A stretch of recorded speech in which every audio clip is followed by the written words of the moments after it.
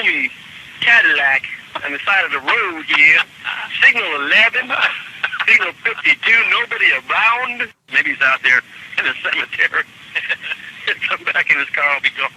But if the driver was not around, how then was Deputy Caulkins able to run a background check using Terrance's name and birth date? Last name? Williams. Common spelling. Date of birth? 4/1/75.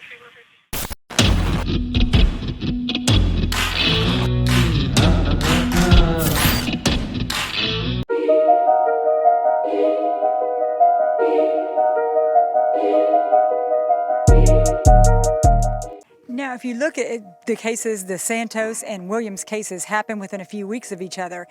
Do you have any inkling or believe there's even a capacity for there to be more? These are the only two we know about, but there's some other missing people out there that this person may have encountered that never came forward. She doesn't believe that this is his first time doing this. In the heart of Naples, Florida, the unsolved mysteries surrounding the disappearances of Terrance Williams and Felipe Santos cast a lingering and unsettling shadow. These two young men, whose lives intertwined with chilling parallels, vanished without a trace nearly 2 decades ago. The common thread in their disappearance was the last person seen with them, a deputy sheriff named Steven Calkins. Terrance Williams, a 27-year-old native of Chattanooga, Tennessee, had recently moved to Naples, Florida, to be closer to his mother, Marcia. Terrance was a hardworking young man, holding down 2 jobs while nurturing an intellectual curiosity that led him to explore the teachings of Socrates. On the evening of Sunday, January 11, 2004, he drove to a party at a co-worker's house in his vintage Cadillac. As the night passed, Terrance failed to return home, leaving his best friend and roommate Jason Gonzalez increasingly concerned. He reached out to Marcia, Terrance Williams' mother, informing her about his worries on January 13th. The situation took a perplexing turn when it was discovered that Terrance's car had been towed from Naples Memorial Cemetery because it was supposedly obstructing traffic. The tow report was signed by Deputy Steven Calkins of the Collier County Sheriff's Department. The family contacted the Sheriff's Department and discovered that Calkins had not filed an incident report, nor had he made an arrest. Terrance's mother contacted workers at the cemetery, who told her that they witnessed Calkins pull Williams over and ask him for identification, which he did not have. According to the eyewitnesses, Calkins proceeded to pat Terrance down and then placed him in the back of his patrol car. Before driving away with Terrance, Calkins got permission from the cemetery employees to leave Terrance's Cadillac in the parking lot. Sometime later, estimated to be between 15 minutes to an hour, Calkins returned to the cemetery and moved the Cadillac from its parking spot to the side of the road. The Williams family made repeated calls to the Sheriff's Department, urgently seeking to speak with Deputy Calkins, since he was the last person with Terrance. When asked about Williams, Calkins claimed to have no recollection of making any arrests or towing any cars on the day of Terrance Williams' disappearance. Investigators say Caulkins' story about meeting Terrance Williams here at the cemetery just doesn't add up. At one point, Caulkins said he pulled Terrance Williams' car over because it was having problems. But when he called his friend in dispatch, he reported the car had been abandoned. He never let on he'd had any contact with the driver, Terrance Williams. I got a homey Cadillac on the side of the road here. Signal 11, signal 52, nobody around. Maybe he's out there in the cemetery. Come back in his car, I'll be gone. But if the driver was not around, how then was Deputy Caulkins able to run a background check using Terrance's name and birth date? Last name? Williams. Common spelling. Date of birth? 4/1/75. Black male. Yet just 4 days later, Caulkins claims to remember nothing of the car or the driver. Listen to what he says when a sheriff's dispatcher calls him at home. Towed a car from Vanderbilt to 111th Monday, a Cadillac. You remember it? No. Do you remember? She said it was near the cemetery. Cemetery. And the people at the cemetery are telling her you put somebody in the back of your vehicle and arrested them, and I don't show you arresting anybody. I never arrested nobody. Isn't that amazing? He's a seasoned veteran, and he couldn't remember 4 days later. So you don't buy that? No, it's not true. It's not true at all. 8 days after Terrance vanished, Deputy Caulkins was ordered to write a report. And it's in this report that a different story emerges. Deputy Caulkins says he drove the 27-year-old father of 4 to this nearby Circle K, where he says he thought Terrance worked. 3 months prior to Terrence Williams' disappearance, another individual vanished after being in the company of Deputy Steven Calkins. Felipe Santos, originally hailing from Mexico, had established his residence in Naples, Florida in October 2003. Felipe was known for his strong work ethic and was a devoted and loving father to his daughter. He was committed to providing his family with a better life. Santos, along with his brother, found themselves in an unfortunate situation when they were involved in a minor car accident. Deputy Steve Calkins responded to the call and arrested Felipe Santos for driving without a valid driver's license. Instead of taking Felipe to jail, which would have been the standard procedure, Calkins made a puzzling decision.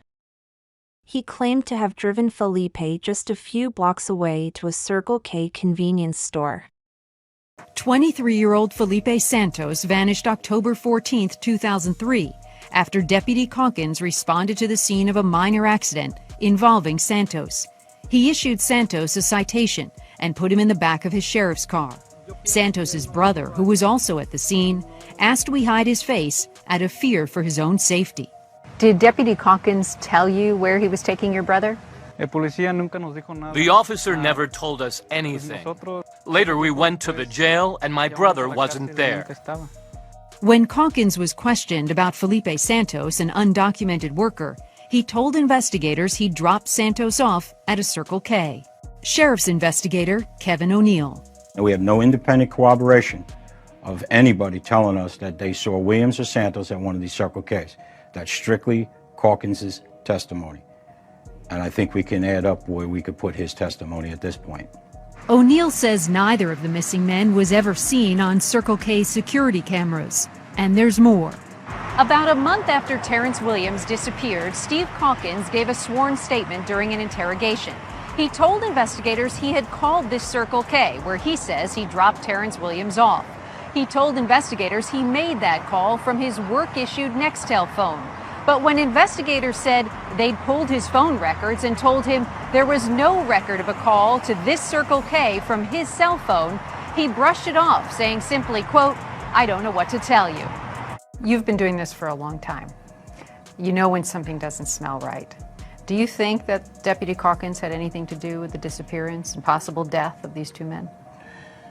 He's absolutely in the middle of the investigation. Everything I turn to brings me right back to Steve Caulkins.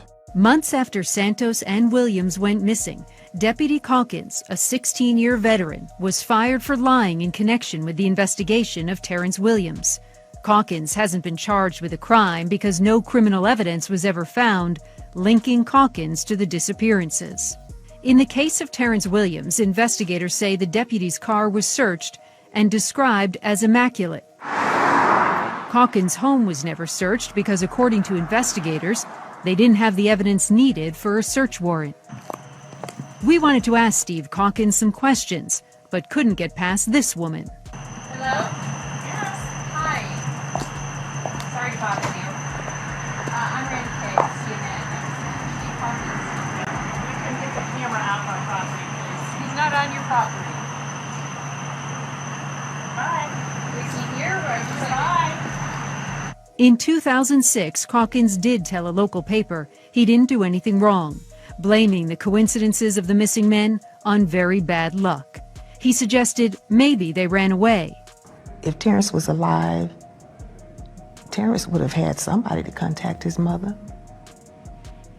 I know for sure that's one thing that he would do in a heartbeat. Call my mama. Caulkins contended that he had a change of heart regarding the arrest due to Felipe Santos' polite and cooperative demeanor. He then purportedly dropped Santos off at a nearby Circle K before departing. However, the rationale behind leaving Santos at Circle K doesn't make sense. Santos's workplace was not that far from the accident scene, and his foreman was on his way to pick him and his brother up. The other driver involved in the accident offered a conflicting account, asserting that Caulkins appeared agitated by Santos's lack of documentation and expressed frustration about repeatedly encountering individuals without licenses. Regardless of these different narratives, there is a notable absence of concrete evidence indicating that Felipe Santos ever reached the Circle K. Furthermore, Deputy Caulkins' whereabouts following his departure from the accident site remained uncertain and unaccounted for a period spanning nearly 2 hours. 2 weeks following the submission of Deputy Caulkins' incident report on October 29, Felipe Santos's family took action by filing a missing person report and lodging a complaint against Caulkins. This prompted an internal investigation that ultimately cleared Caulkins of any misconduct. Given the involvement of a police officer as the primary person of interest in the case, the Florida Department of Law Enforcement and the FBI were brought in to assist with the investigation. Caulkins underwent 3 polygraph tests as part of the investigation. The results were mixed, with one test being inconclusive, another indicating honesty, and the third suggesting deception. As a result of providing inconsistent information regarding both missing person cases and failing to cooperate with the investigation, Caulkins was terminated from the department. In 2016, after Caulkins had left Florida, investigators conducted searches of his former residence in the associated land, but no human remains were found.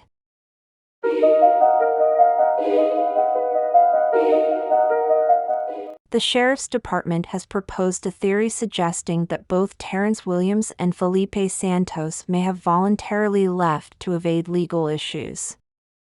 Santos, being undocumented, and Williams, having an outstanding warrant related to unpaid child support, are cited as potential motivations for their disappearance.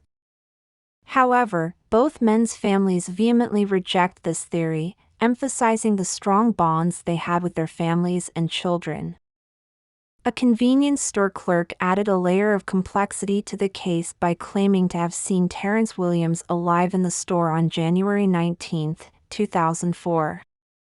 Despite this clerk's account, investigators maintain that there is no substantive evidence to suggest that Williams has been seen or accounted for since his initial encounter with Deputy Caulkins.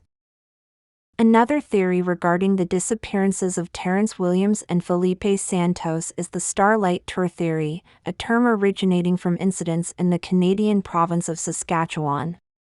It's a disturbing practice often associated with law enforcement, where individuals are picked up by police officers, driven to remote or isolated locations, and then abandoned there, forcing the individuals to find their way home.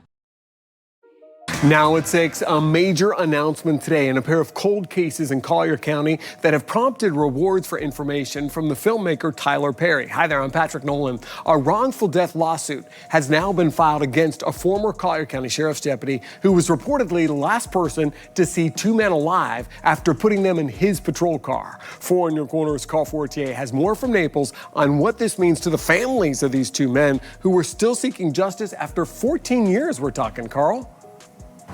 Well, 2 incidents a few months apart had former Collier County Deputy Steven Calkins putting Terrence Williams and Felipe Santos in the back of his patrol car. Neither Williams nor Santos were ever seen again, and Caulkins has not fully cooperated with investigators. Now Tyler Perry is strengthening his support for the men's families while an attorney files suit against the former cop.